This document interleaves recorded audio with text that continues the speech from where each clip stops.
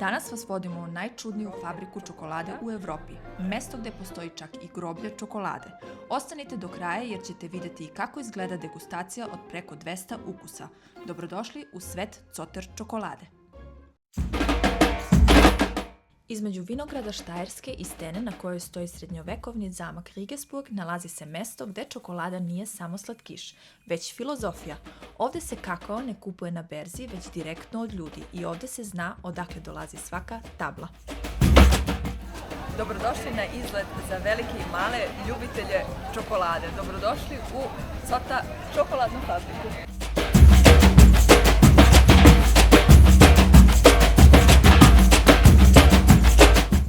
Ako vas zanimaju priče o ljudima, mestima i idejama koje se rade srcem, ostanite sa nama. Podržite naš rad pretplatom na kanal. Besplatno je i ne košta vas ništa, a nama puno znači.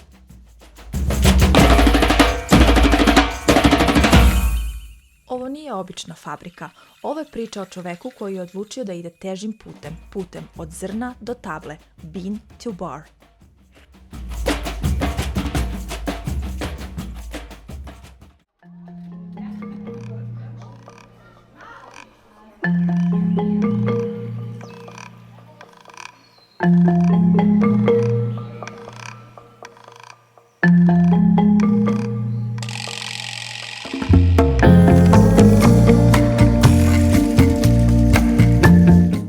Kakao u Zotter fabrici stiže iz Perua, Gane, Madagaskara, Ugande, Haitija i još 15 zemalja sveta, ali se sve završava ovde, u Regensburgu, u srcu Štajerske. Godišnje se ovde proizvede oko 1000 tona čokolade u više od 500 različitih ukusa, od skoro 400 organskih sastojaka. U fabrici radi oko 230 ljudi, a kroz čokoladno pozorište svake godine prođe skoro 300.000 posetilaca.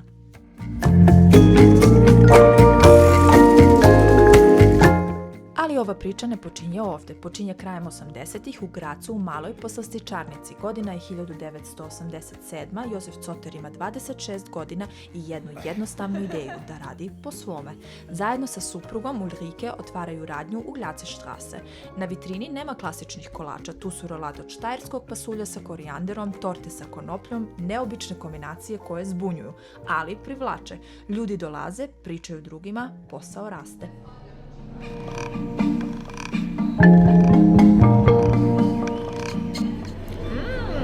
Slatko.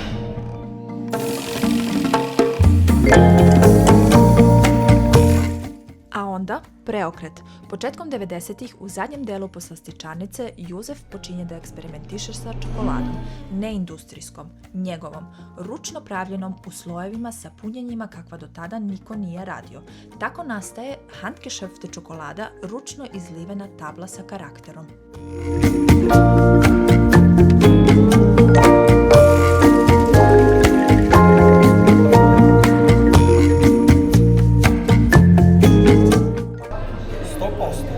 Peru čokolada. Kažu da je gorka, da probam.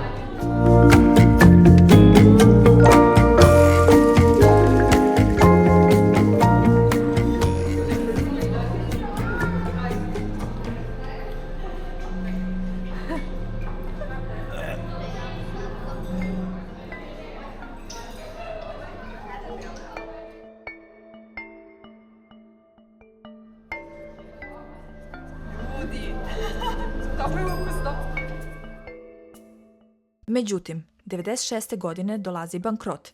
3 radnje se zatvaraju, sve što je gradio nestaje i tada dolazi ona odluka koja menja sve. Pita svoju ženu, ili poslastičarnica ili čokolada. Žena odgovori poslastičarnica. Jozef ipak bira čokoladu.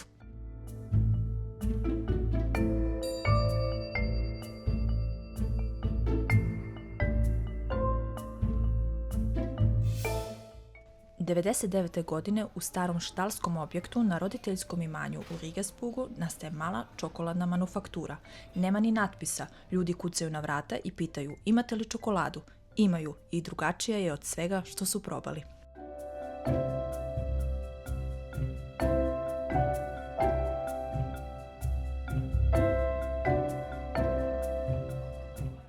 Od tog trenutka Zotter kreće unazad, ka izvoru. Putuje u Nikaragu, Peru, Boliviju, Dominikansku republiku, upoznaje farmere, gleda ih u oči i shvata da dobra čokolada ne zavisi samo od recepta, već od odnosa, od poštene trgovine.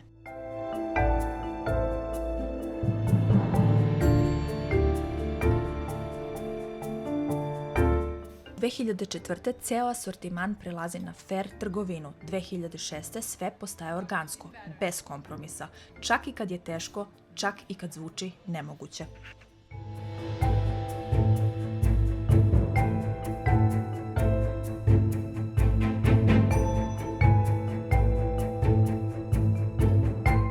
A 2007. veliki iskorak. Zoter postaje bean to bar proizvođač. Sve se radi u sopstvenoj fabrici. Pečenje, mlevenje, končiranje. Bez posrednika, bez velikih sistema. U tom trenutku Josef Zota je među prvima u Evropi koji proizvodi čokoladu isključivo u bio i fair varijanti.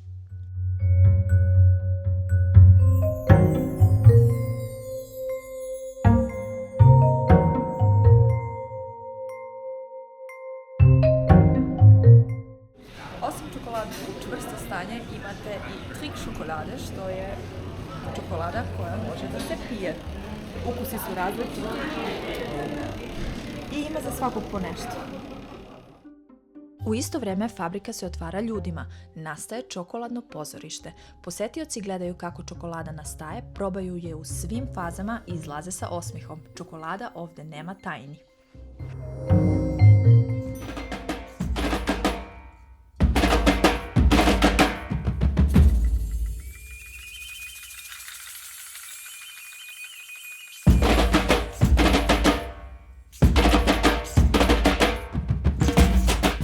A onda još jedan zaokret, jestivi zoološki vrt, poljoprivreda, životinje, vrtovi, sve na otvorenom, bez skrivanja. Gledajte hranu u oči, kaže Zota, i opet radi suprotno od industrije.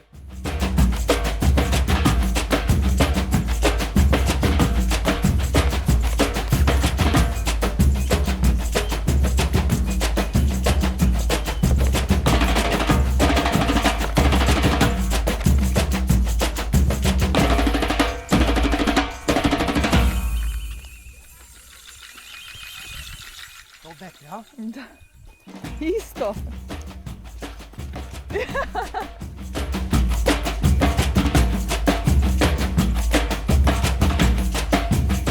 U međuvremenu svet primećuje. Zoter postaje studija slučaj na Harvardu. Kritičari ga proglašavaju jednim od najboljih proizvođača čokolade na svetu. Njegove table postaju umetnost, komentar društva, ponekad i provokacija, ali uvek sa ukusom.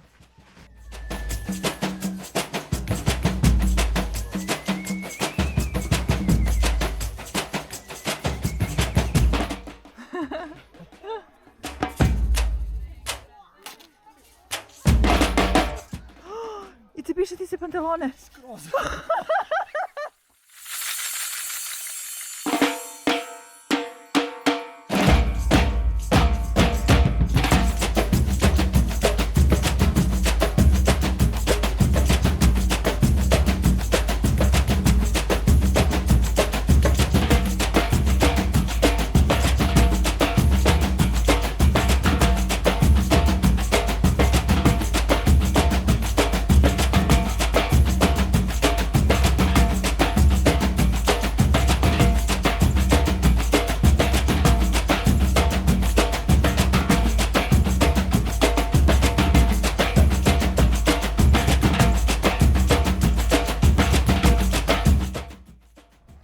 Ako se odmorite posle duge šetnje ili nemate ideju šta da radite sa stara kolica, evo.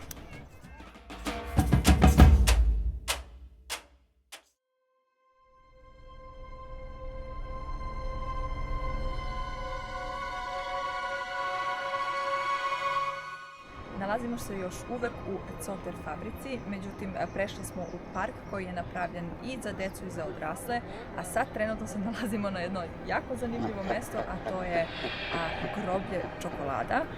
Razlog zašto je ovo groblje napravljeno je kad neka vrsta čokolade ne uspe na tržište, oni spreme grobno mesto i daju počast propaloj čokoladi. Robota koji pune čokolade do groblja gde se simbolično sahranjuju neuspjele ideje, od VR filmova sa Madagaskara do fabrike koja velikim delom proizvodi sopstvenu energiju. Coter ne miruje. A sad idemo u šop da kupimo čokolade koje su nam se najviše sviđale. Pa idemo.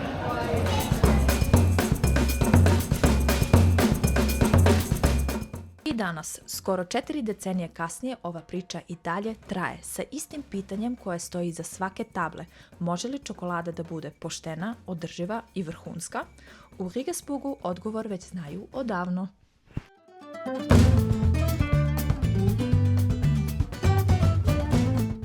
Ako vam se ova priča dopala, zapratite kanal i uključite zvonce da ne propustite sljedeće priče.